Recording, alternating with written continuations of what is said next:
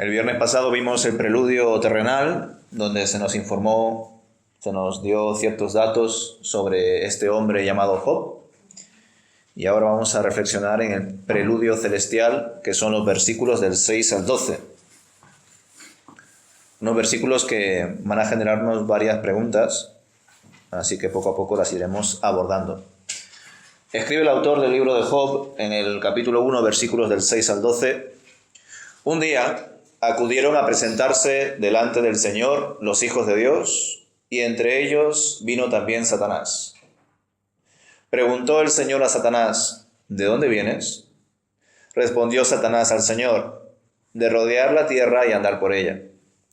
El Señor dijo a Satanás: ¿no te has fijado en mi siervo Job, que no hay otro como él en la tierra, hombre perfecto y recto, temeroso de Dios y apartado del mal? Respondió Satanás al Señor: ¿acaso teme Job a Dios de balde?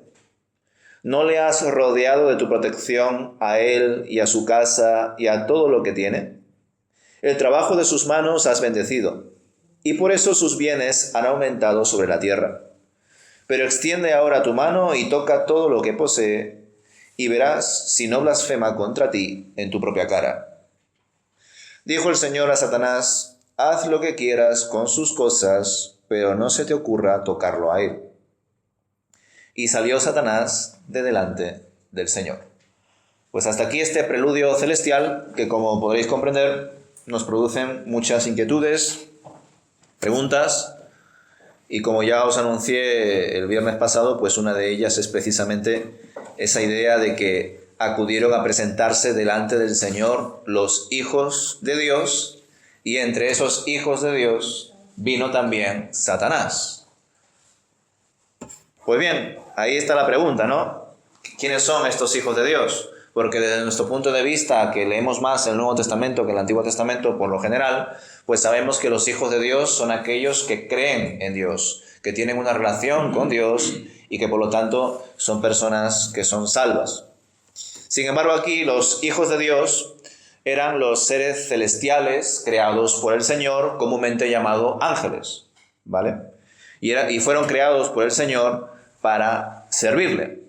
Y la manera en la que se plantea este diálogo entre uno de los hijos de Dios y Satanás, entre Satanás y Dios, mejor dicho, da a entender que lo que se estaba realizando en este momento era una especie de consejo celestial.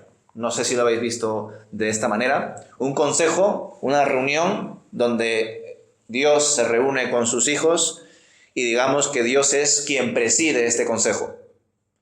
Algunos consideran que incluso, conforme se menciona el caso de Job entre Satanás y Dios, la reunión, este preludio celestial, se convierte en un juicio, donde Dios es el juez y el abogado, y Satanás es el fiscal, el acusador, lo cual encaja bastante con el perfil del acusador. Algo interesante también sobre el término Satanás es que seguramente sería más un título o un adjetivo a estas alturas de la historia que un nombre propio como tal, ya que será, cronológicamente hablando, hasta el primer libro de Crónicas que se mencionará Satanás como un nombre propio y no tanto como un título o adjetivo. Ahora bien, este adversario claramente era Satanás, pues se presenta también como antagonista al inicio de esta historia y acusó a Job de tener segundas intenciones delante de Dios, básicamente porque Satanás no comprendía que una persona amase a Dios sin intereses egoístas. Y aquí la cuestión: discuten entre ellos, dialogan entre ellos, entre el fiscal y el juez, entre Satanás y Dios, y Satanás le da a entender a Dios que Job es lo que es, un hombre temeroso, un hombre próspero, precisamente porque Dios le ha cuidado, Dios le ha bendecido.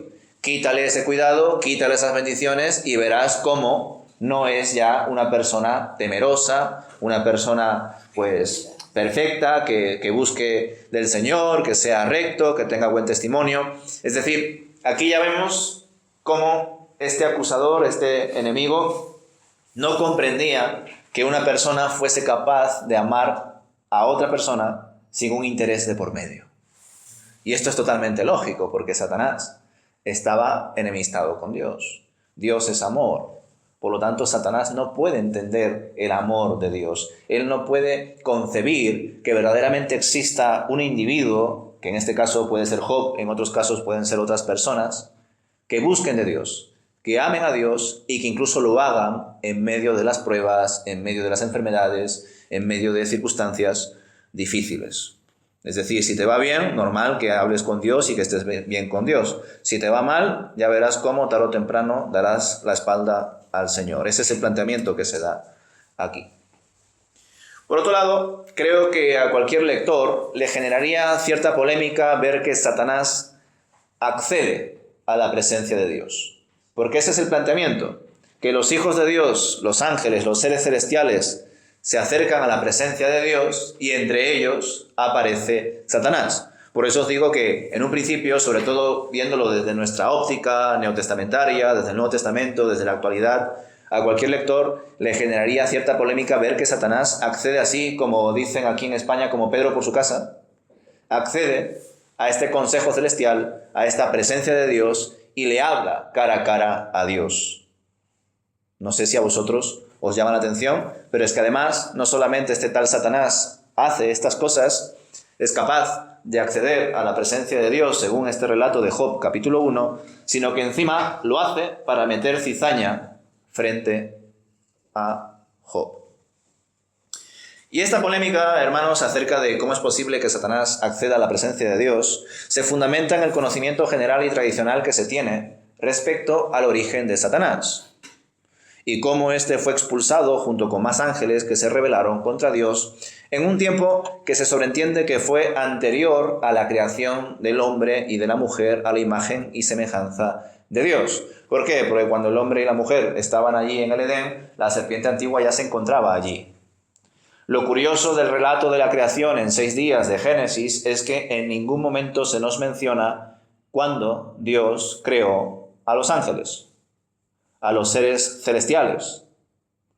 Pero entendemos que fueron creados antes del hombre y la mujer, pero seguramente en algún momento de la creación, porque si no entraríamos en un conflicto. ¿Existieron los ángeles siempre?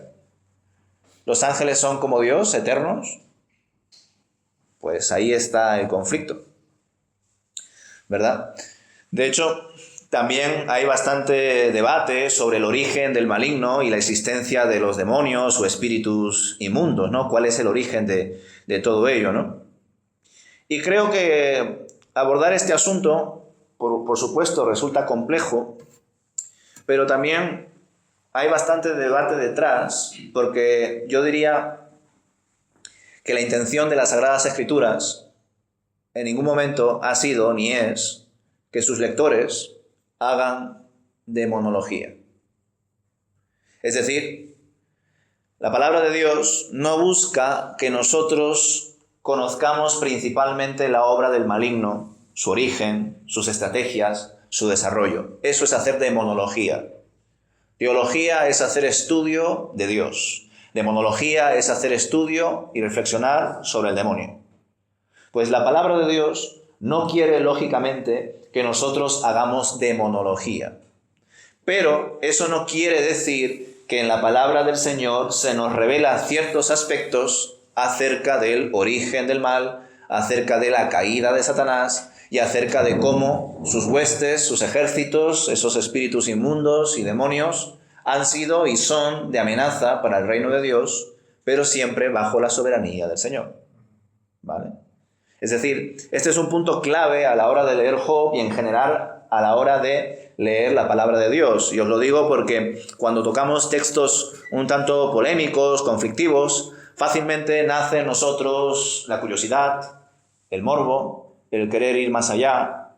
Y ciertas personas, ciertos creyentes han caído en esa trampa. Porque uno de los objetivos de Satanás es que pienses más en él que en Dios. Es que te fijes más en lo malo que en lo bueno.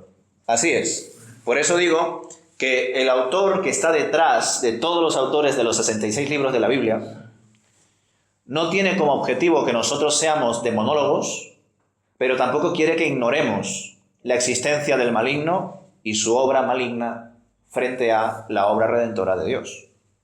Y ese es el equilibrio que nosotros, guiados por el Espíritu de Dios que ha inspirado esta palabra y que nos ilumina para entenderla, nosotros debemos de adquirirla, ¿vale?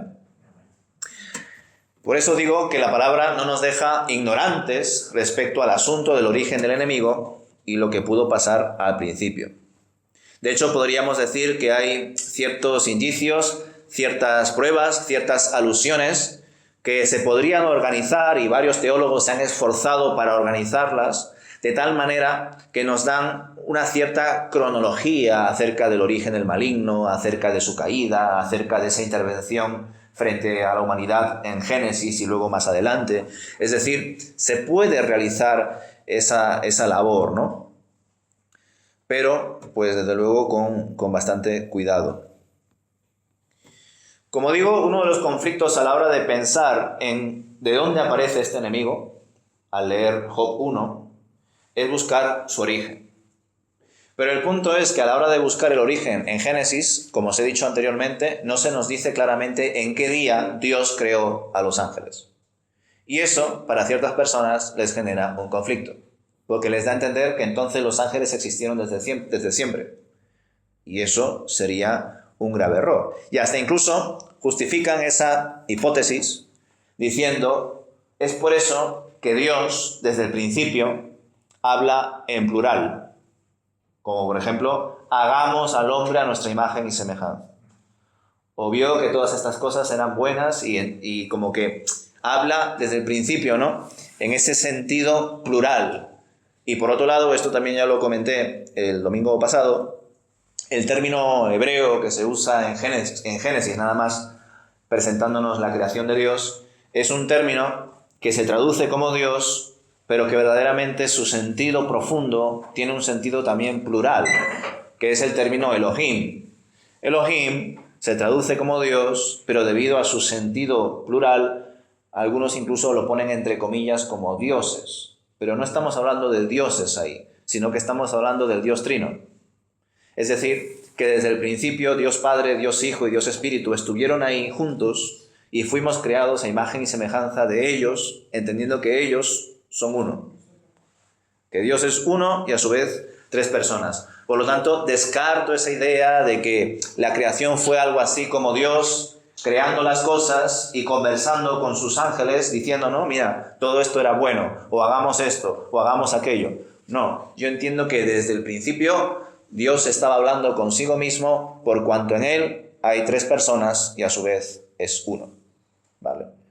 Por tanto, a la hora de intentar hacer esa cronología, a la hora de buscar el origen de los seres celestiales y de los ángeles y por lo tanto de aquellos que han caído, que comúnmente se llama demonios, pues en Génesis no tenemos pruebas. Más allá de la aparición de esa serpiente, que entendemos que también es una representación del maligno, pero eso ya sucede más adelante, en la caída, en Génesis capítulo 3. Dime. El dato que usted dice que es un solo Dios, sí, en la Trinidad, ¿no? Uh-huh. Pero ¿tiene las mismas funciones o no? El tema de las funciones es una forma de explicar las diferencias, entre comillas, entre el Padre, el Hijo y el Espíritu. Pero la idea de la palabra de Dios, entiendo yo, es que en general lo concibamos como uno, aunque entre ellos hablan como Padre, Hijo y Espíritu.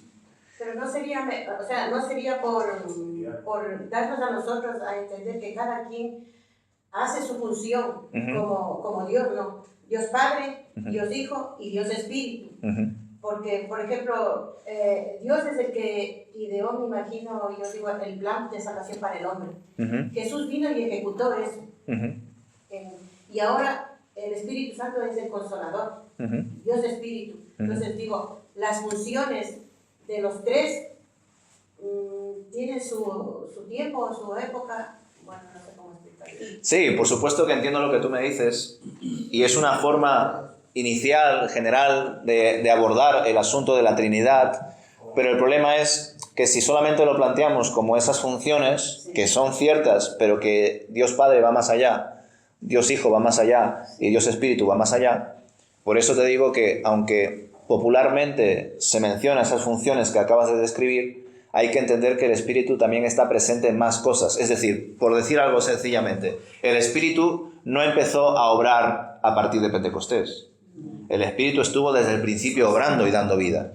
Entonces, a la hora de buscar o hacer un esquema, un sistema para comprender más al Padre, comprender más al Hijo y comprender más al Espíritu, a veces reducimos demasiado el ministerio del Padre, el ministerio del Hijo y el ministerio del Espíritu, y eso nos impide entender que entre ellos están conectados y que en definitiva son uno, aunque se hable de 3 personas.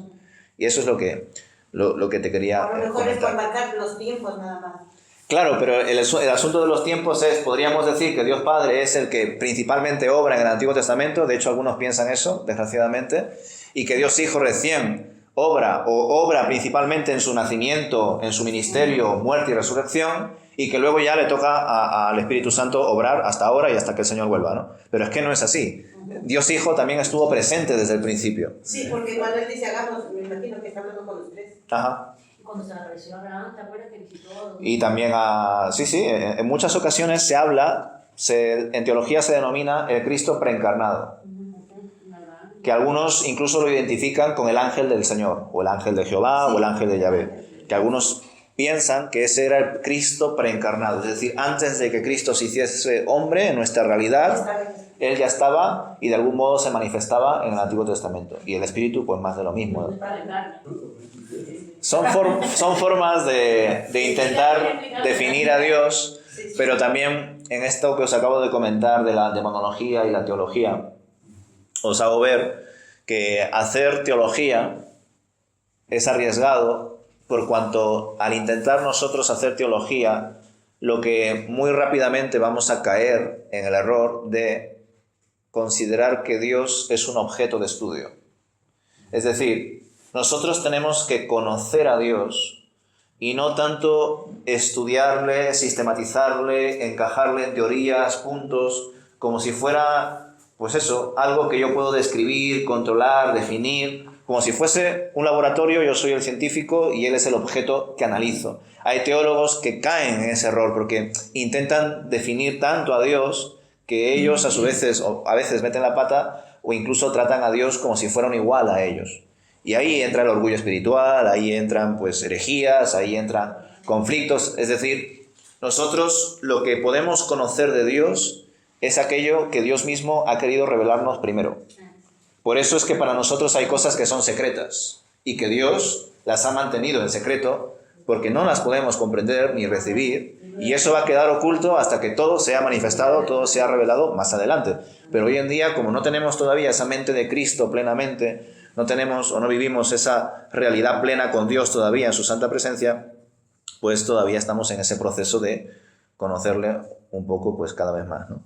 Vale, pues considerando el asunto de que en Génesis 1 y 2, cuando se nos habla de la creación, no se menciona la creación de los ángeles, de los seres celestiales, claro, con el objetivo de querer comprender y contextualizar Job 1 y cómo aparece de repente este personaje llamado Satanás en medio de Dios, está la pregunta de cuál es el origen de Satanás. Y los textos que aparentemente nos dan pistas, según la tradición, sobre el origen y la caída de Satanás, se encuentran en Isaías capítulo 14 y Ezequiel capítulo 28. Es fácil de recordar porque 28 es el doble de 14. Isaías 14, Ezequiel 28. Estos son los textos que aparentemente nos dan pistas sobre el origen y la caída de Satanás. Vamos a empezar primero con Isaías 14, versículos del 12 al 15. Luego ya vemos Ezequiel 28. Yo lo voy a leer. Isaías 14. En ambos textos, sus respectivos autores están denunciando a los líderes políticos de las naciones que en ese momento estaban amenazando al pueblo de Dios. ¿Vale? Ahora os lo digo. Y se considera que por medio de esas denuncias proféticas, el Espíritu nos quiso revelar ciertos aspectos del origen y la caída del maligno. ¿Vale? Isaías 14, versículos 12 al 15. Dice: ¿Cómo has caído del cielo, lucero, hijo de la mañana? Derribado has sido por tierra. tú que debilitabas a las naciones, tú que decías en tu corazón, subiré al cielo en lo alto, junto a las estrellas de Dios, levantaré mi trono y en el monte del testimonio me sentaré, en los extremos del norte, sobre las alturas de las nubes subiré y seré semejante al Altísimo. Mas tú has sido derribado hasta el Seol, a lo profundo de la fosa. Vale, ahora vamos a Ezequiel 28, versículos del 11 al 17. Este es un poco más largo. Ezequiel 28, versículos del 11 al 17. Dice el autor, Ezequiel 28, versículo 11 en adelante: vino a mí palabra del Señor. Hijo de hombre, entona lamentaciones sobre el rey de Tiro, y dile: así ha dicho el Señor, tú eras el sello de la perfección, lleno de sabiduría y de perfecta hermosura. En Edén, en el huerto de Dios, estuviste. De toda piedra preciosa era tu vestidura, de cornerina, topacio, jaspe, crisólito, berilo y ónice, de zafiro, carbunclo, esmeralda y oro. Los primores de tus tamboriles y flautas fueron preparados para ti en el día de tu creación. Tú, querubín grande, protector, yo te puse en el santo monte de Dios. Allí estuviste y en medio de las piedras de fuego te paseabas. Perfecto eras en todos tus caminos desde el día en que fuiste creado hasta que se halló en ti maldad. A fuerza de tanto comerciar, te llenaste de iniquidad y pecaste, por lo cual yo te eché del monte de Dios y te arrojé de entre las piedras del fuego, querubín protector. Se enalteció tu corazón a causa de tu hermosura, corrompiste tu sabiduría a causa de tu esplendor. Yo te arrojaré por tierra y delante de los reyes te pondré por espectáculo. Como os dije antes, mientras estabais buscando estos textos, la tradición considera que estos textos de Isaías 14 y Ezequiel 28 apuntan de forma misteriosa al origen y la caída de Satanás. Y lo hacen de forma misteriosa porque lo hacen bajo una forma de entender las profecías que se conoce como perspectiva profética y en algunos casos lo llaman también doble cumplimiento. ¿Qué quiere decir esto de perspectiva profética o doble cumplimiento? Que en la palabra del Señor hay textos dichos por profetas, escritos por profetas u hombres de Dios, que apuntan al tiempo en el cual ese libro o esa denuncia de ese profeta pues se estaba realizando ante un rey tirano, ante una nación perdida, pero que luego esa misma profecía nos da información de cosas que han pasado o de cosas que van a pasar. Uno de los ejemplos más claros se encuentra en Isaías, cuando se da esa señal de que habrá una mujer virgen. Era una señal que se estaba dando a un rey en ese tiempo. Y esa misma profecía acerca de una mujer virgen que dará a luz un niño, está haciendo referencia también a los tiempos de Jesús con María y Jesús. Eso es lo que se conoce como perspectiva profética o doble cumplimiento. Es decir, una profecía, una revelación, un mensaje que por supuesto se da en un momento en el cual ese mensaje tiene un significado para un rey tirano, para una nación pecadora, etc. Pero ese mensaje también nos da información del pasado, en este caso del origen y caída de Satanás, y en otros casos son profecías que se van a cumplir de algún modo en ese momento y que luego también en el futuro se van a volver a cumplir otra vez. ¿Vale? Y esa es la teoría que se tiene respecto a estos textos, que ya no solamente se nos habla del origen de Satanás y sobre todo de su caída, ¿no? Cómo él intentó subir hasta lo alto y fue expulsado hasta la fosa, hasta lo más bajo. Lo cual nos hace pensar en las famosas palabras de Jesús. Aquel que se enaltezca será humillado. Esa fue la carrera de Satanás. Él quiso ser como Dios.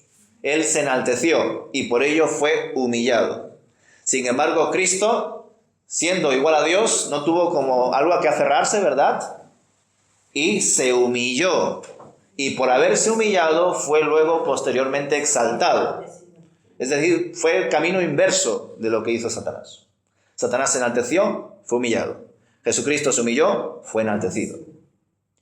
Un punto clave, una manera muy importante que debemos ver en el ministerio del maligno y el ministerio de Jesucristo. Pero es que además, aquí aprendemos en Isaías 14 y Ezequiel 28, ya no solamente el origen y sobre todo la caída de Satanás, sino que aquí vemos el origen del mal.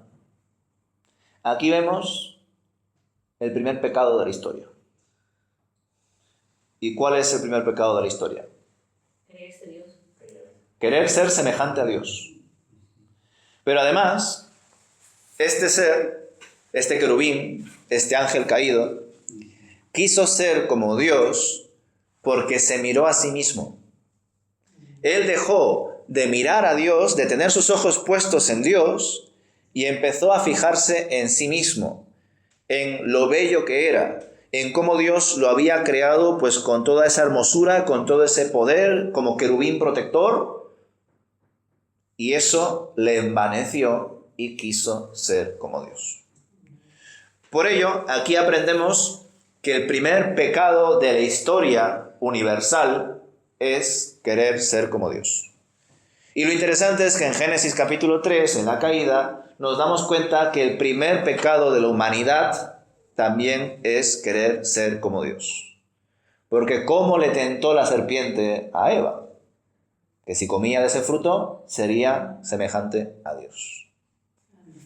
Es impresionante. La misma tentación e intención que tenía Satanás de querer ser como Dios, se la transmitió a Eva para que cayese de la misma manera que él cayó. Es decir, caigo, no voy a caer solo. Eso sonará, ¿verdad? Como que de algún modo dijo, yo no voy a sufrir solo, yo no voy a ser expulsado solo, vosotros también. Y por eso luego Adán y Eva fueron expulsados del Edén. En el caso de Satanás, fue expulsado de la presencia de Dios. Y de hecho, os voy a leer otros textos también interesantes en este sentido, por si alguna vez lo habéis escuchado, os lo comento. Buscad, por favor, Apocalipsis capítulo 12, porque aquí encontramos un texto que tradicionalmente, Apocalipsis 12, se relaciona con la caída de los ángeles junto con Satanás. Bueno, no sé si lo habréis escuchado alguna vez. ¿Alguna vez habéis escuchado que Satanás fue expulsado junto con un tercio de todos los ángeles? Pues eso viene de este texto. Apocalipsis 12, versículos del 3 al 4. Apocalipsis capítulo 12, versículos 3 y 4, que dice así: Luego apareció otra señal en el cielo, un enorme dragón rojo que tenía 7 cabezas y 10 cuernos, y con una diadema en cada una de sus 7 cabezas. Su cola arrastró con violencia la tercera parte de las estrellas del cielo y las arrojó sobre la tierra. El dragón se plantó frente a la mujer que estaba de parto, dispuesto a devorar a su hijo en cuanto naciera. Y ya que estamos, es interesante ver lo que dice el texto poco después en Apocalipsis 12, versículo 10, más abajo nada más. Porque dice en el versículo 10: Entonces oí una gran voz en el cielo que decía: Ahora ha venido la salvación, el poder y el reino de nuestro Dios y la autoridad de su Cristo, porque ha sido expulsado el acusador de nuestros hermanos, el que los acusaba delante de nuestro Dios día y noche. Y aquí en Job se ve bastante, muy claro, esta característica del acusador, primeramente criticando a aquellos que aman a Dios y que le temen, para dar a entender que su relación con Dios es por intereses egoístas.